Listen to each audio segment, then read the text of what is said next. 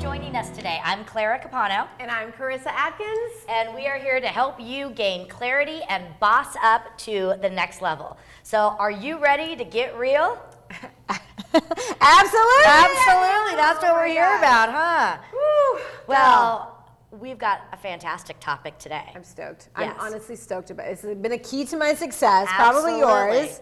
Yep, so we are talking all about self-care. Yeah. You know, this is something that I think so many women just put on the back burner. They always think there's going to be time to get to it, but it's something that we need to start paying attention to. So we're going to talk about the benefits of self-care and also going into some tips and tools to actually make it work. And what is self-care? And ultimately, like, I want to just add to that, it's, you know, self-care is like, it's a long-term thing that pays off. You can't do a one-timer and expect your life to change. Absolutely. So we're going to dive into all of those amazing topics and tips and strategies, and we've got a fun special guest for you today. But first, I think we need a drink. I think a little self-care calls for a little drinky drink. All right, Dion, what are we making over there? Well, today, ladies, we're going to make an old classic, a mint julep, famous at the Kentucky Derby, but we're going to put a little twist on it. Okay. We like a little twist. I know all about self-care, and part of self-care is eating right, and so I like to put healthy food in my cocktails. Well, that seems very smart. And that's what we love about you. All right, so we're going to start out with two different kinds of mint. So basically call it a mint blend. I'm going to do a little peppermint and a little spearmint. Spearmint tends to be a little sweeter. Peppermint is very peppery. And then we're going to do some blueberries because they're really good for you. Antioxidants. Yeah. Good. Yes. Brain food. Yes. I feel healthier already. And what inspired you for this show with this specific cocktail with self-care? Well, this specific cocktail is one of my favorites. One, it's really easy to make for anyone at home. And two, it's one of those cocktails that you can put a bunch of different spins on. So take a blueberry, you could also switch that out with blackberry or raspberry. Okay. There's a lot of different variations you can do with this. Two, we're going to use a Knob Creek. It's a barrel select, so it's a little bit hotter in heat. It's actually 120 proof. Woo! Getting things heated up in her. And a little bit of homemade blueberry mint syrup. Ooh. So I make this myself at home also. Can you put that on pancakes, Dion? You can. I've done it before. I'm sure. Just to test. I love it. Look at that beautiful color, too. It's so pretty. So we're going to go ahead and do that. And then we're going to add our whiskey last. I'm going to go ahead and give this a quick muddle to release all the oils from the mint. And we learned that last episode that we don't need to, you know, do anything crazy unless there's acid in there. Acid in our The drinks. citrus Yeah, and stuff. the citrus. Absolutely. Then we're going to add a little bit of ice here. It's a very educational show, Carissa. We are really Breaking here it down. to serve and educate. And last but not least, we're going to add our superstar spirit here. Okay. Now, mint juleps, God save the queen, are really, really alcohol or spirit forward. Okay. It's a better word for it. Spirit forward. Well, that's how we, you know, make our way to success, is we fail forward. Exactly. So why not spirit forward? I need to start using that in my regular day-to-day. That is a awesome. Well, all right, then we're going to go ahead and do a buzzer on that one. Fail forward. Dion got his first buzzer. Oh. And then we're going to pour this over crushed ice. And once we're done, we're going to add a little ice. I wish you guys could see the color. I know we're using traditional Kentucky Derby copper, but it's such a beautiful color here. And I just love all the different glassware he's bringing in for all of Yes. these different drinks. It just You makes guys it can that much thank- more festive. You can thank Laura at Spirit World. She's the owner-operator there, and Okay. she provides me with a lot of my glassware. Nice. Yet another boss babe. Was that Lauren? Laura, Laura. I think. Thank you, Laura. Thank you, Laura. We appreciate But you. cheers to Laura when we get our Cheers, drink. yes. And last but not least, what would a mint julep be without a sprig of mint? Of course. Something The to- greens. We you need gotta the have a greens little in our greens life. on top. It's kind of like a salad. Yeah, The darker the green, the healthier it is. exactly. And then there we have our mint juleps. Thanks, ladies. Thanks for having me on the show. Thank you, Dion. You're the best. All right, well, I think we need to do a cheers to Laura for providing us with all the Yes. glassware for Yes. our blueberry mint julep. Try this. I've never had one of these drinks. Oh, wow, you can really, get that mint and that blueberry. I get all whiskey. Yeah? Woo! What's Dion doing to me I here? know, he's generous with these. My husband would say, put it down. Yes, so well. Wow, Oh another my gosh. amazing drink. So again, don't forget, go to the website, livingrealtv.com, and you can grab all these recipes that Dion is making for us. So, we want to do our question. We haven't, done our question yet. Yes. So we want to speak about, nurturing our bodies. We want to talk about self-care. I love to read. Reading is something that I love to do as part of my self-care routine. Has there been a book in your life, whether it's your personal life or your business life, that has really impacted you? So funny story is I used to hate to read. I always felt very stupid, right? And I was told that I wasn't a great reader growing up, and then to be encouraged to quit high school, and then eventually, I just figured reading and smarts wasn't my thing. And it wasn't until my mentor, she looked at me in her office and she said, Carissa, what's your favorite book? And I was like, I haven't read a book since freshman year, and I think it was Of Mice of Men, which was terrible for me in a sense, because I'm like, why am I doing this? And she said, okay, well, I'm going to give you the book, and it was a Cy Walkman on leadership. Cy Walkman, I forget the name of it, but it was leadership, and I read it, and I remember thinking, while doing a hot bubble bath, but I remember thinking, oh my God, I love to read, and I was like, those people were wrong. I'm a great reader. And then that was really the pivoting moment that I was like, I'm going to read. And I felt so accomplished with every book that I began to, take and read and highlight. I mean, I destroy my books. I don't know about how your books look, but they are highlighted, they're bent.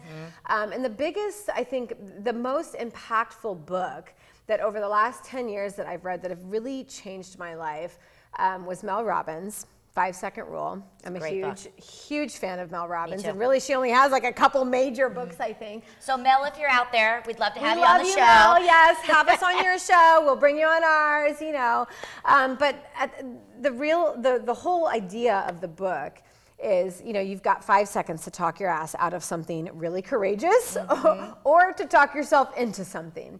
And I read that book, and it just sat with me so much. I've literally, in the last 6 years, I base almost every cool decision that I've ever made based on the 5-second rule. It really, from leaving my corporate job, I remember being in the women's locker room, and you're in the mirror, and you're like, girl, you got this. You're gonna resign today. You're gonna walk away from this career, and you're gonna go forth and be something else. And I remember saying, you got 5 seconds, and then you're walking your booty in there, and you're gonna do it. Right. And every morning, right, I use this tool. If I don't feel like getting up at 3:45 in the morning, you're like, you got 5 seconds, and then you're getting up, whether or not you want to get up or not. I use the rule with my daughter. I said, girl, you got 5 minutes to complain about this topic, and then we're moving on. And then, of course, my husband, right? He goes, Carissa, you got 5 seconds. I'm tired of hearing about it. Hopefully you give him more than 5 seconds for a few things, though. Absolutely, girlfriend, you know it. But yeah, it's a book that has been a part of my life. I've truly adapted, and it's changed the way I think about everything. Good. Anything courageous, I'm like, 5, Yeah, it's 4, a great book. 3, 2, 1. And with that, you guys, Claire, what is your favorite book? Well, unlike you, I love to read ever since I was a kid. When I was in junior high, one of the first books I was introduced to was one called Where the Red Fern Grows. Right. And that just sort of started my love for reading. So I'm a voracious reader. From a business perspective, I read one several years ago. It's called 168 Hours by Laura Vanderkamp. Okay. And what it did for me is it taught me about time. And how time should be viewed as an investment, because we all have the same amount of time. It's the great equalizer. Nobody gets more time than anybody else, so it really changed the way that I show up and how I invest my time? So if I want to work, but if I only want to work 35 hours a week, how do I want to invest that time to get the highest and best use and my return? So it just really sort of changed the perspective that I've used with a lot of my coaching clients and in a lot of my trainings. I love that. And who is that by again? Laura Vanderkamp. Okay. Totally gonna have to write that one down. All right, so we're talking self-care today. Yes. You know, we're talking about the importance of taking care of ourselves, and I know we're gonna break it down and dive into tips, strategies, and all that good stuff. But let's be honest, one of the best things that we can do for ourselves is laugh. Right. You know, life is hard, and sometimes we just take ourselves far Way too seriously. seriously. So we have got a special guest for our viewers, and we have brought in right here from Omaha a comedian for you. So we're gonna bring it on over to Heather Jones, and she is gonna bring us some laughter. Hello. Hello. Thank you for having me. My name is Heather Jones, and I am from Omaha, and I have 6 children, which is a lot for anybody concerned about overpopulation. And it's really hard to explain nowadays. I'm like, I'm so stoked to be here. Everybody, a lot of people assume a lot about having 6 kids. They assume either like they're all homeschooled and we all wear the same uniform, or you know, like we're all granola and wear the same uniform. You know, like a lot of people assume I'm pro-life. I used to be. I love you too. I'm taking you home with me. I am. I just want to hang out here all day. My husband is the father of all 6 of my children, which usually gets way more applause than the 6 children themselves. It's really interesting. He doesn't actually look anything like me. He looks very, we don't know what he is actually. I think maybe like a little Turkish, but it's very like dark complected and hot and exotic. And then 20 years ago, things took a dive. I say every time we get in a fight now, I'm just like, you just knock it off right now, because I'll get you drunk and drop you off at the hospital. I meant airport. Damn it, I messed that joke up. You guys can cut that. I don't even care. The hospital or do you remember the Safe Haven? Do you remember the Safe Haven when they like released that? They took all, I don't know when it was like 10 years ago, and they like everybody could just take in it. Like people were dropping off their teenagers or like 8. My sister kept getting her husband drunk and dropping him off at the hospital, and they were like, "I'm sorry, you can put him in a diaper all you want. He's still a grown man. Can't not do that." I was super excited when our kids were born, because I wanted them to have his like olive complexion, and then it turns out no, they were just all jaundiced. I'm like, son of a bitch. I can't. My family's not prepared for this pandemic at all. I was really like 5 of my kids are allergic to nuts and bee stings. You know, like it's vulnerable stock. So I was really worried we might make it through this. Before the pandemic, the biggest threat was a picnic. So I'm like triple masking him. It's ironic that one of my kids, he's the one kid who's not allergic to any nuts. The poor kid has to go and like score a PB&J at 3:00 in the morning, 5 blocks away, like he's doing a drug deal, you know. And then he has to come home and take like a full hazmat Silkwood shower, because you can't cross contaminate. Yeah. And so, ironically, that kid only has 1 nut. I'm not even kidding. Not even kidding. And I didn't even know. This is the thing. Like when he found out, it was much later than most would. He was like 12, and he was fighting with his brothers, and they were kicking each other. And I was like, testicular health is so important. You got to be careful, especially you, because you only have 1 testicle. And he goes, what? I'm like, oh, damn it, I forgot to tell him. I'm like, this is a little bit on you. How did you not know until now that you were like, Anyway, I had to tell his brothers, I'm like, and I got 2 witnesses. I got to hide bodies. I'm like, oh, crap. I'm like, no jokes. You can't tease your brother. You can't call him one nut wonder. I was spitting him out. And they were like, we would never do that. I'm like, yeah, you would. You're his brother. And they're like, yeah, you're right. So I'm like, no, you can't. And they're like, and then I turned to him. I'm like, and you, if anybody does give you crap, you can just tell everybody you have a bigger schlong than all your brothers. I'll attest to that. I changed your diaper till you were 4. I can just assume it's growing. Like, I haven't looked recently, obviously, but I'm just saying, and if that should be the thing. If you only have one testicle, you should have the biggest schlong in the family. That's just, I think that's a rule. I think that's. My family's from West Virginia, which is fun. I love my family. One of the traditions of my family, like we like to play cards and gamble, and we like to gamble on each other's lives, which is like, for example, my sister got a divorce recently. Now I owe my mom $100. That's.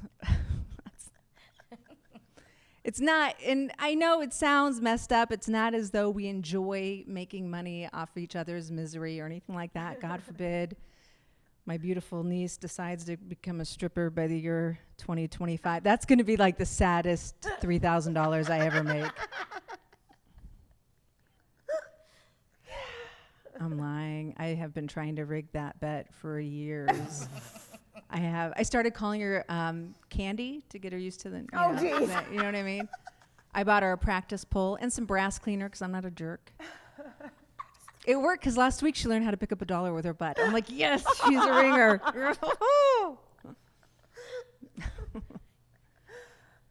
It is scary though. It's scary. I'm always worried about ending up on some viral video or doing something, getting in trouble, being canceled for being a crazy mom. One of my kids got into some alcohol once. Wasn't proud about that. I'm not like, this is what happened. He's 4, So like, it wasn't on purpose. Like, here's the thing. I had all the kids in bed. I was enjoying my reward for the day, which was like a small box of wine.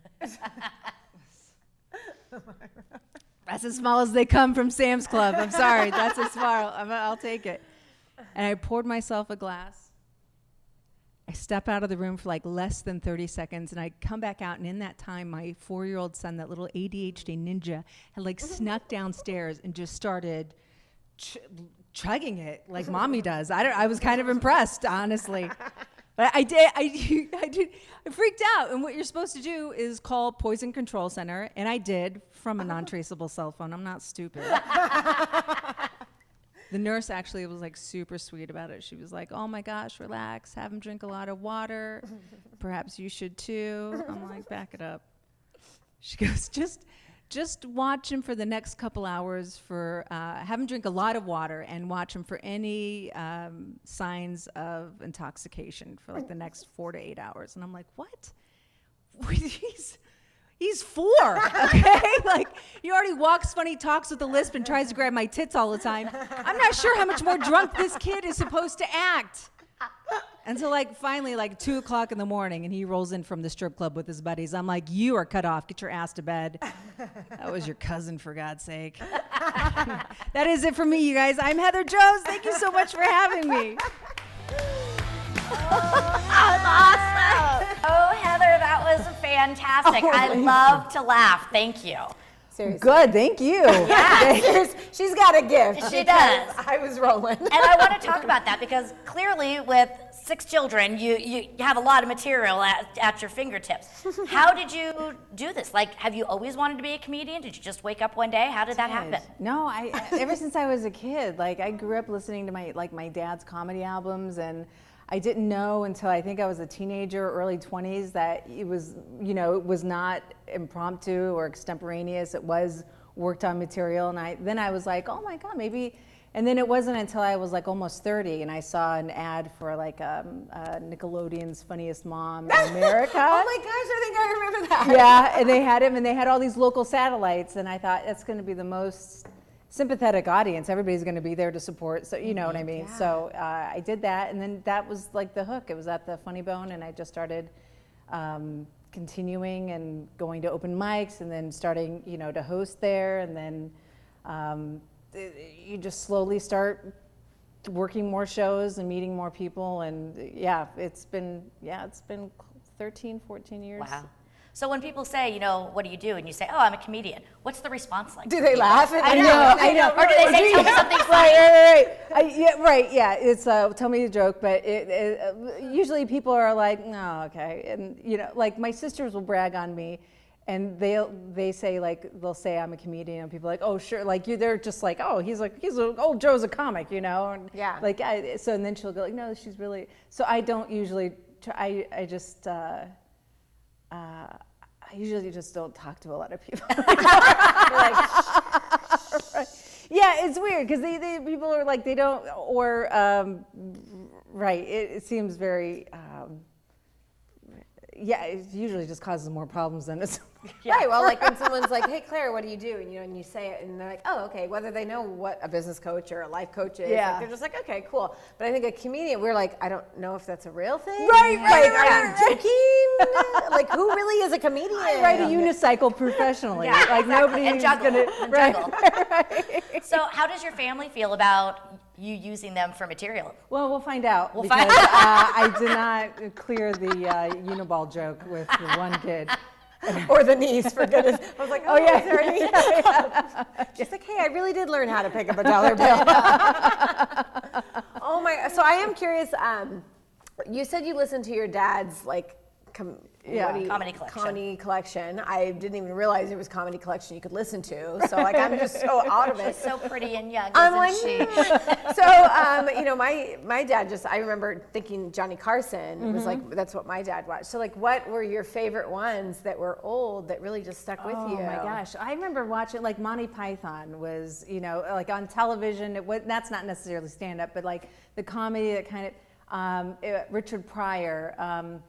Some other people that have been Me Too'd and maybe I don't want to mention. Okay. But no, we did listen to like a lot of Cosby, you know, and then it was like Eddie Murphy, and then it was, you know, Stephen Wright, and then it was Mark Maron, and then, you know, I'm just kind of going through like as I grew up, the ones that, you know, Greg Giraldo and Janine Garofalo. Fantastic, some of my favorites too. But they're all males. I know. Well, Janine I was Garofalo, like, you Janine mentioned. Garofalo, Kathy Griffin came out around the same Okay, time, and I really okay. liked her. Joan Rivers, I also love Kathleen Madigan too. Yes, Kathleen Madigan. Yeah, I listened to more women as I grew up because I think as a kid my dad didn't buy. There was no women. You know, he wasn't buying Phyllis sure. Diller, Right. but she's a great one. Phyllis Diller was, you know, Groundbreaking. Exactly. I just watched a documentary on Rose Marie, and I was like, well, she wasn't necessarily like a stand-up comic, but she was like, she did everything. She was a comedian and an act, you know. So it's a male-dominated field, but Totally. women are It's definitely. not a norm. So if you stepping said into you were a it. comedian, I'd be like, no, what really do you do?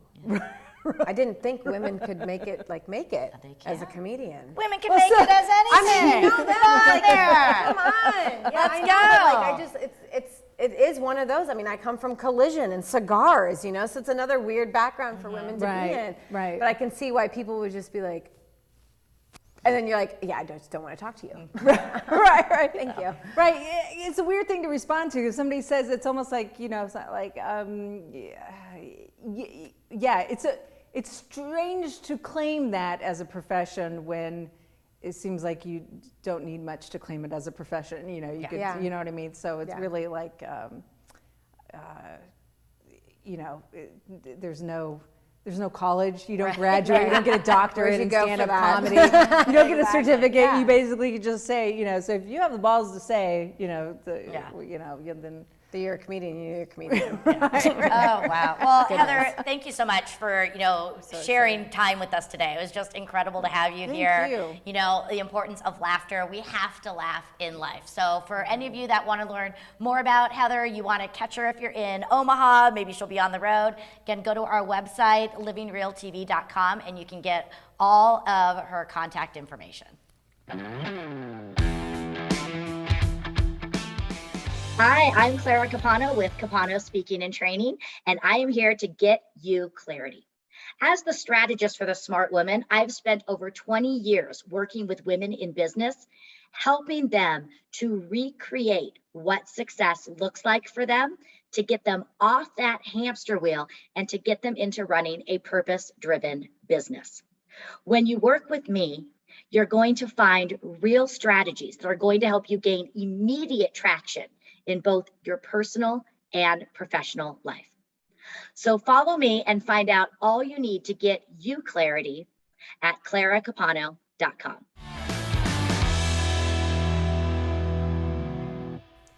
What's up, you guys? We are back talking all about laughter and self-care. Thank you so much for watching The Living Real and being real with us. We hope that we can literally be real with you. Yes. And I hope you appreciate that about this show for sure. But, you know, really when we bring in laughter, we talk about laughter, the underlining key is that it's part of self-care, right? Life is too, Claire mentioned, life's too short.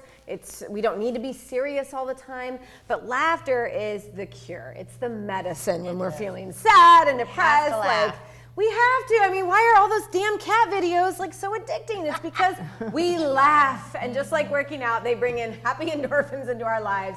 It's a natural high. So we, of course, are here with the amazing Heather, a local comedian here in Omaha, Nebraska, TEDx talker, Nickelodeon mama star. Like, I'm learning so much about her.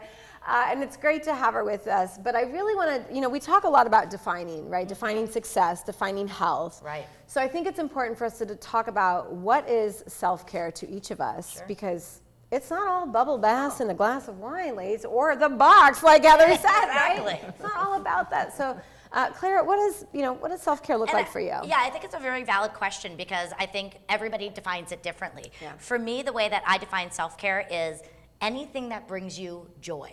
So yes, it can be the bubble bath. It can be the box of wine. It can be shopping. It could be cooking.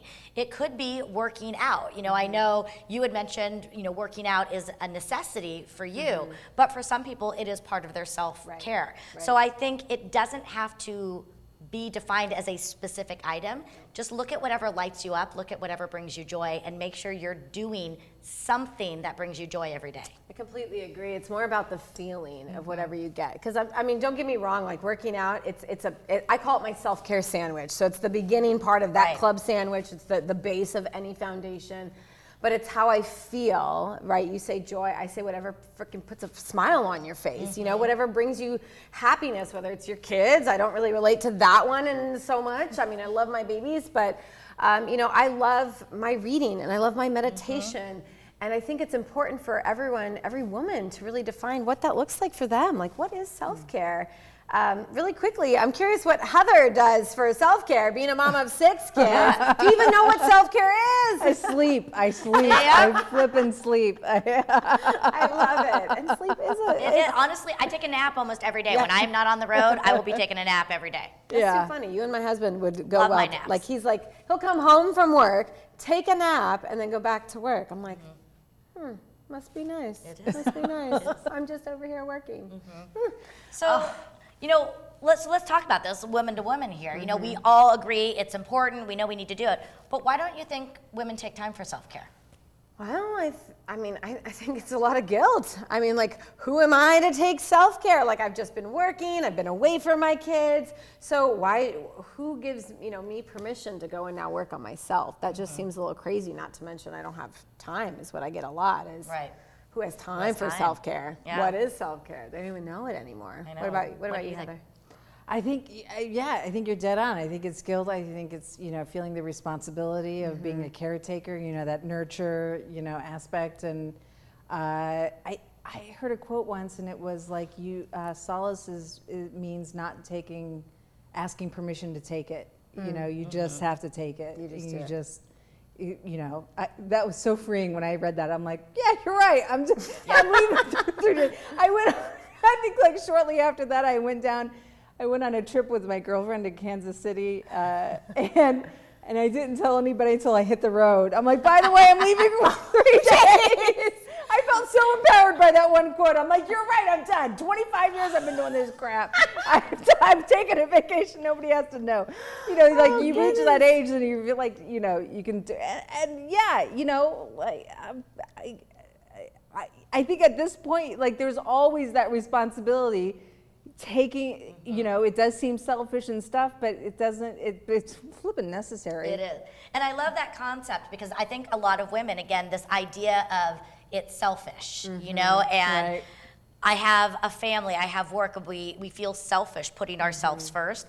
And I've really learned to change my mindset. And I see self-care as being one of the most selfless things that I can do, because I can't show up as the mom that I want to be, as the friend, as the business partner, whatever. I can't show up if I am not full. You know, it's that old adage when you're on the airplane and they say if the oxygen masks fall down, Right. whose are you supposed to put on first? Oh, I'm putting mine Yours, on. so that you can take care of the others. Yeah. Right. So, I think again, it's a program, it's a mindset, and I now see it as a necessity. I mentioned self-care sandwich, and I try and teach my clients that because it is, and every moment of the day calls for a different act of self-care. I mean, at the end of a stressful day, maybe it is a glass of wine in that hot bubble bath, Right. or a shower all by yourself without the kids knocking on a door. I mean, I'm sure you can relate. Like, I just pee, for goodness sakes. I can't, I'm like, the kids are like old enough now, the dogs are doing it. I'm like, are you flipping kidding me? Oh my gosh, yes. Without a Cleo will dog come and barking put at her- the door. Her thing right here on my leg. I'm like, excuse me, get out of here, right? So it's like that. I will literally put in that self-care sandwich, and what I mean by, and I mentioned the first layer of bread, right? Like that's my workout, that's my spiritual practice, that's setting my intention for the day. That middle piece is crucial. Like that's that quick minute for me, 5-minute movement, 5-minute meditation midday. Just even like clearing my desk or taking lunch and not working while I, eat lunch. And then the end of the night is always, it's like, okay, it's my downtime. I need it. Right. I need that downtime in order for me to show up 100% for everybody else. What are some of your favorite self-care activities? Yeah.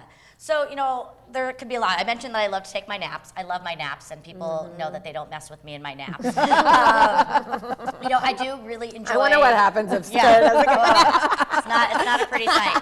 I do really enjoy cooking. Okay. I enjoy reading. My happy place is the beach. So I make sure that, every few weeks I am getting out to San Diego to, I say see my family, but let's be honest, it's really not going to the beach. They just happen to be there. So I think just, doing those. But, again, I try really hard every day. And I think another reason where a lot of women don't do it is coming back to the time.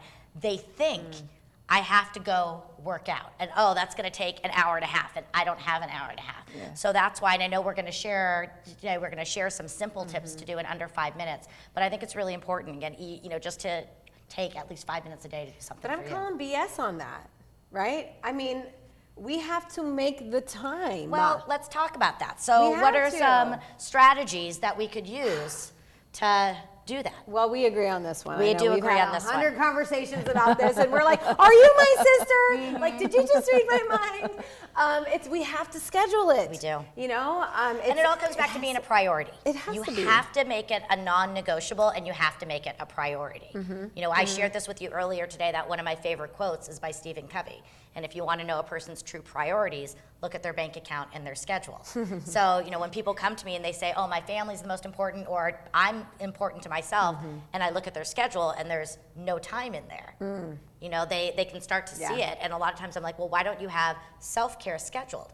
They say, well, why would I do that? My schedule is for my work. And I'm like, no. So I train and teach to, my people, when they put their schedule together, the first thing that goes in their schedule is time for themselves. Yeah. So a little like a hack, right? Because it's not just like workout. Because for a lot of people, working out, food prepping, that's another task on our to-do list. So I am all about naming things that are very empowering, right? So it's like the workout is not just a workout because that's boring. Like we're gonna something we have to do. No, it's like something I get to do. But like my spiritual practice, like I could just put meditation. How boring would that be? But instead it's like the spiritual practice. My vision board is the intention vision board for the week. Everything is named so strategically so that when I see it in the calendar, when it goes ding, what am I supposed to be doing? Right? It's like, oh, you're supposed to be filling your bucket right now. Like it's time to fill the bucket. So it's just like, it's one of those things that I will name everything in my calendar. And you're absolutely right. Like I send someone a snapshot of my calendar and they're like, are you kidding me?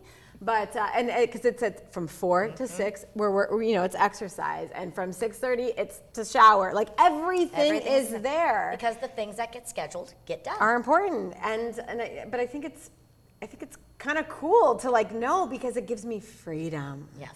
It really With does. structure, I mean, literally, if you looked at my calendar, you'd be like, oh my God, she's probably OCD and I don't want to be your friend.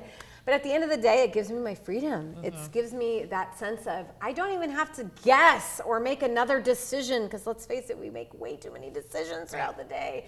And that takes energy and brain power. And so I feel like when it's already set, like you're like, oh, it's like the rice cooker. You just push go and you just make rice. Exactly. Yeah. So scheduling it and putting it is definitely one. Another 100%. strategy that I've seen work for people is this concept of pairing it. So Okay. that Tell me you about connect it. So let's say, for example, that I want to go for a walk. And I also know that I want to listen to a podcast. Okay. I could pair them together. Okay. Or if I really enjoy watching TV, I could bring my iPad or watch it while I'm on the treadmill. Right. You know, if you have to do a chore, such as maybe laundry, why not pair it with listening to your favorite songs? Because that's self-care. Sure. So again, find some things that you can do. So if you are limited on time and you have to leverage your time, bring some things together and, put them in and pair it with something else. Right. But I also want to just like throw this out there, like ask yourself, why do I feel like I have to be doing multiple things in order to just take this time for self-care? Well, true, and that's Right? the ultimate one. But for those busy women out there that are still struggling, I get it. maybe they have 6 I kids get and it. they have to do it. But That's a whole new it's level, better to pair it than not have. Now, when you've got granted, 6 kids, you just get them all on board. Well, she might have had too much self-care to be able to develop 6 kids over there. Let's be honest. Right. Too much time. She was having a lot of self-care. That's the wrong episode. Yes, it's That's a whole nother episode. Yeah. Well, I want to pick your brain. Like, Yeah. what do you do besides sleep or sleep, work, and kids?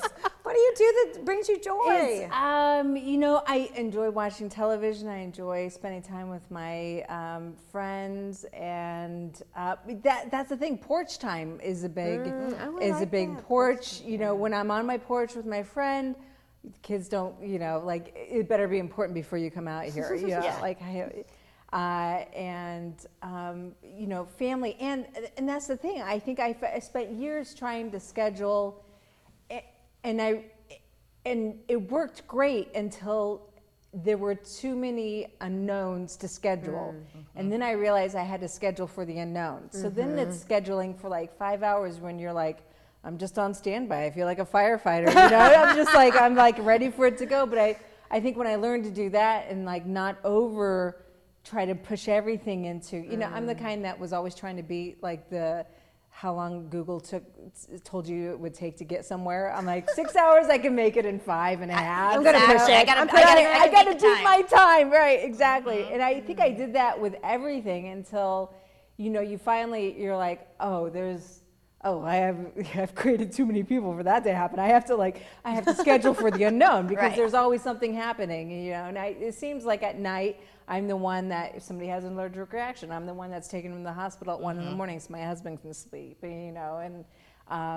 but for so many years, I've learned to push back and say, honey, you need to be the one to deal with school information. I'm too neurotic to deal with teachers, and you know what I mean? Like I have such respect for teachers and educators. Yes. And I feel like the best thing I can do is just remove myself from the equation.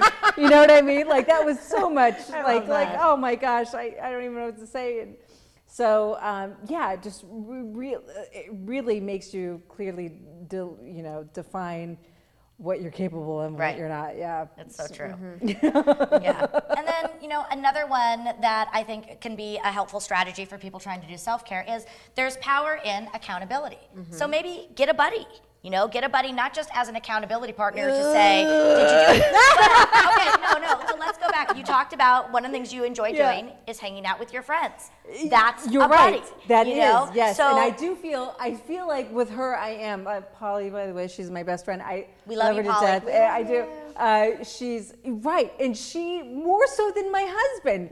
I feel like she, you know what I mean? You're She's like your that advocate. girlfriend that gets you more than you. See? Yeah. Yeah. Right. You know. And that's what I'm talking about. It doesn't Yeah. mean the accountability as far as they're pulling you out of bed to go work out, which could be the situation. But they'll call which you on were your ready BS. To do to me. Yeah. But they also, I may say I want to go for a hike, and maybe I go with a buddy. So Yeah. yes, it's a hike, but I can also make it enjoyable because I can do it with somebody else. Again, Yeah. maybe if I want to take a yoga class, but I'm intimidated because I've never gone to a yoga class, maybe going with somebody else will make it more enjoyable. So if doing these things is hard to do on your own, or you're finding, again, time, I do a lot of things. If I want to go for a walk or go to the dog park, I like to be able to bring a friend with me because I can then talk with them and get the connection that I need at the same time. Yeah. And it goes back to that connection piece where it's like I feel like laughter brings that back. So when you are with a friend, you know, I don't know, like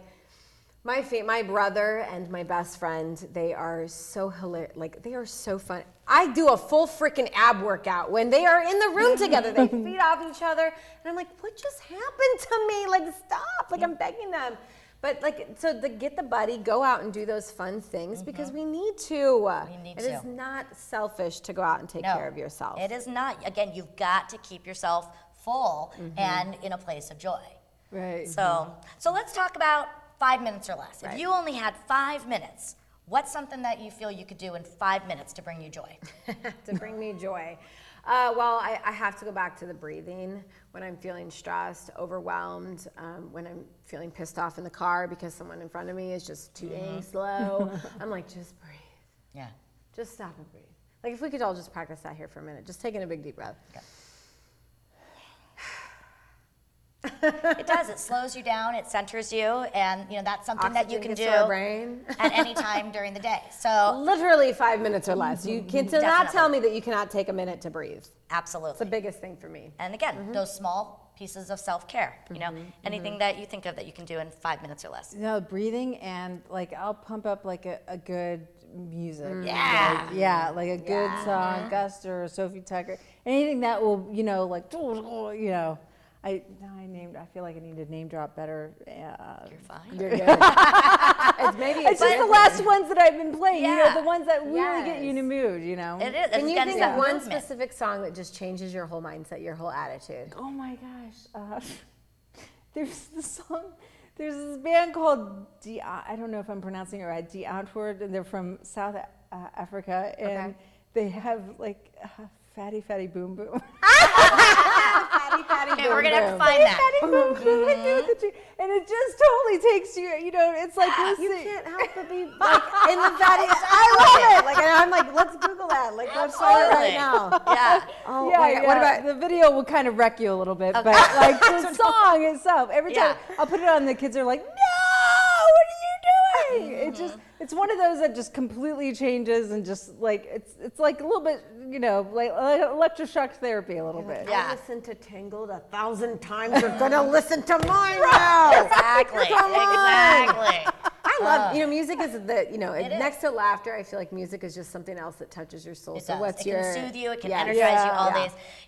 I would say from a fun standpoint, I love comedy. So I am always listening to like the comedy channel if I'm in the car and I have that, going. So if I just need something quick in between, I might do that. But going back to the idea of self-care and reading, even if I'm busy, I always try to just, read maybe 5 pages. And at least it's something to feed my mind and, just kind of take me out of what I'm doing and give me that energy back. Yeah, I think when COVID hit, I think the real thing that kept my sanity and like a sense of self-care is I got up every day and I literally got dressed. You know, like all these women are like, I kind of like yoga pants and attending meetings. And I'm like, I would feel like a slob. And I wear yoga pants all the time. Trust me, I'm a fitness, you know, like I'm a junkie when it comes to fitness. You know, yeah. But every single day, and the clothes is one thing for me. I could wear whatever. But for me, it was my makeup. I had to put effort into my life.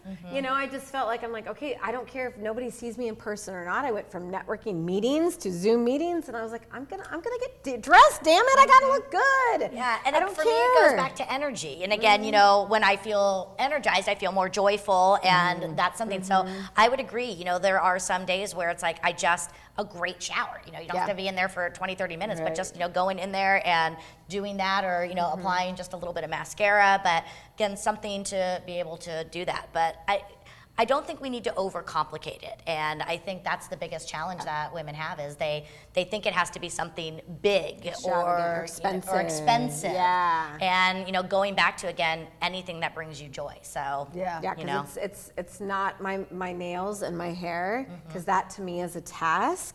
It's those other things that I can tap into feelings with, and I'm just like, ooh, I need more of this in my life. You know, like make your I was gonna say make your toes curl, but that might be the next episode. Exactly. But, you know, I want to talk about this idea of self-care, and another thing that really brought me to the importance of it is the obligation I have as a role model, you know, to my son and to other people around me. And, you know, because we teach people how to respond by how we respond to us. So have you even seen, like, what are some things you do maybe with your kids to instill the idea of self-care? I will try to do one-on-ones with them, you know, take them, you know, I did a show last week in Shenzhen, Kansas. Say that after a full Kansas. Yeah, I took some of the kids with me. So, you know, I'm supposed to go on like a weekend date with one of the other. So and if it's just local, then we go for drives, you know, and it's just, right. They need to see me relax, because it's not, the one thing about the 6 kids is, like, if you're in a crappy mood, they'll let you know that they don't appreciate it. That they right don't. away. Right. But I think that conditioning is really important, because it's like, really, what are we showing our kids when we're not taking care of ourselves? Like, so my mom, yes, all I remember her is the working mom, right? The hustler, the boss babe, who pushed through anything, who made, you know, crap into gold at the end of the day. But really, what did she teach? She taught me very bad boundaries, and very, you know, like, I've learned to, like, take my hustle and use it as a tool. Yeah. But it no longer defines me now. We've talked in the past about how we've become workaholics, us women. We're career driven. We love our work just as much as we love our kids. Don't make me choose, for goodness sakes. I might not choose the one you want to hear.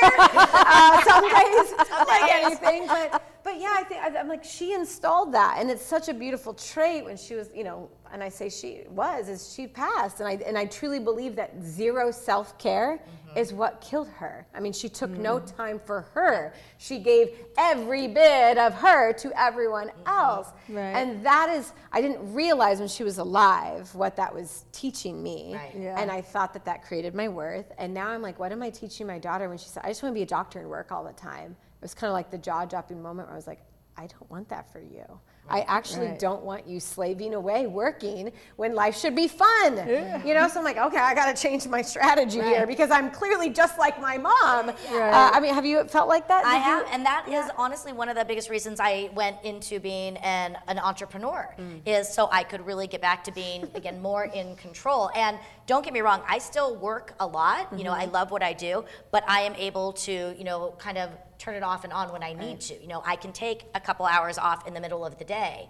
You know, and not feel guilty? And not feel guilty to take my nap. You know, I could work. I know for me, I'm more focused in the morning, so I can get up and do things earlier, but then be done by 1 or 2, so I could go pick Nicholas up from school or go do some things in the afternoon. So you can kind of learn, but I was on that hamster wheel too.